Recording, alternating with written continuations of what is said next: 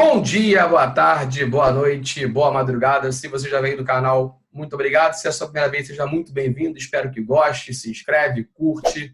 E vamos junto resolver mais uma questão da prova de 2019, o primeiro exame de qualificação, dessa vez a questão número 58. Olha só, então ele está falando para a gente do Pantera Negra em 66, quando ele surge nos quadrinhos, e em 2018, quando ele é herói do filme da Marvel. E aí, vamos lá.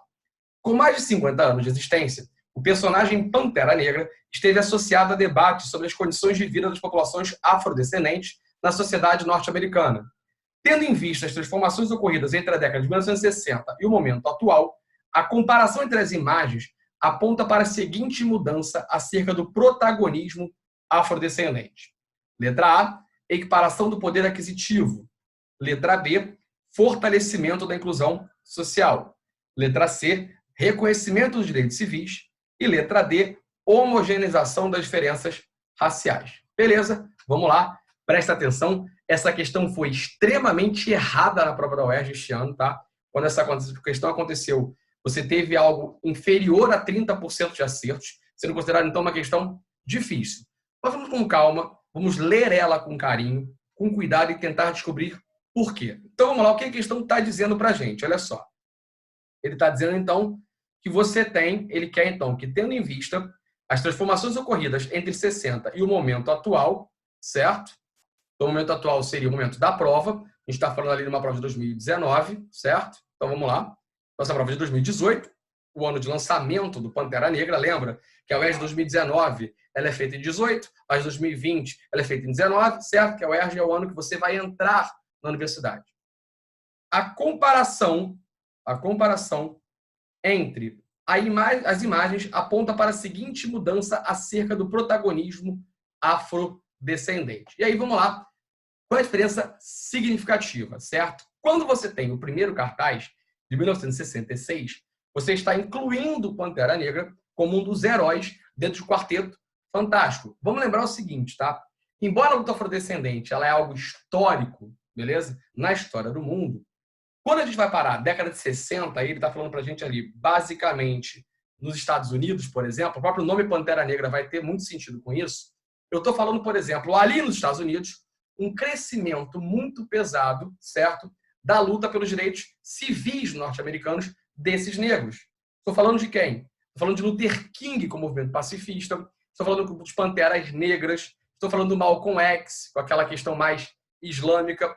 Ou seja, eu estou falando da ideia de toda uma busca, certo, por conta desses afrodescendentes dos Estados Unidos, pela luta dos seus direitos civis.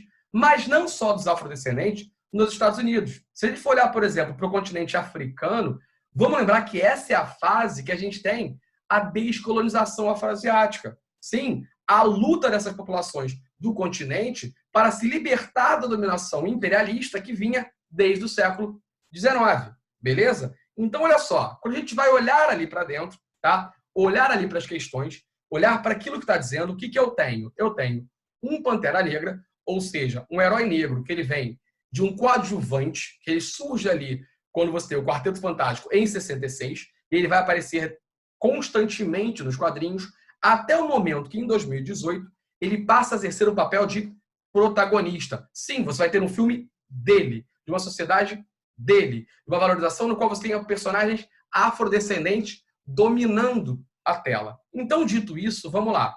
Não pode ser equiparação de poder aquisitivo. Você não tem essa mudança. Fortalecimento da inclusão social, eu garanto para você que muita gente marcou essa. Por quê? Porque enxergou na ideia de você colocar o Pantera Negra como sendo um protagonista desse filme, a ideia de que você teve uma inclusão social desta população afrodescendente neste elemento, teoricamente, mundial, a partir da década de 60.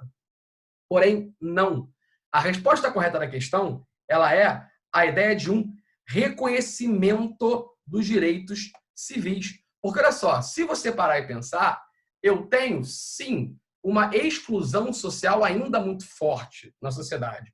Porém, de alguma forma, a população afrodescendente ela veio conseguindo alguns direitos civis ao longo desse processo histórico. E aí, o Pantera Negra protagonizando o filme seria provavelmente, segundo o gabarito, um desses direitos civis de representatividade, certo? embora sem negar a ideia da existência do racismo, e daí a grande importância do filme do Pantera Negra ainda nessa discussão, ainda nessa busca por melhores condições. E a letra E, homogeneização de direitos sociais?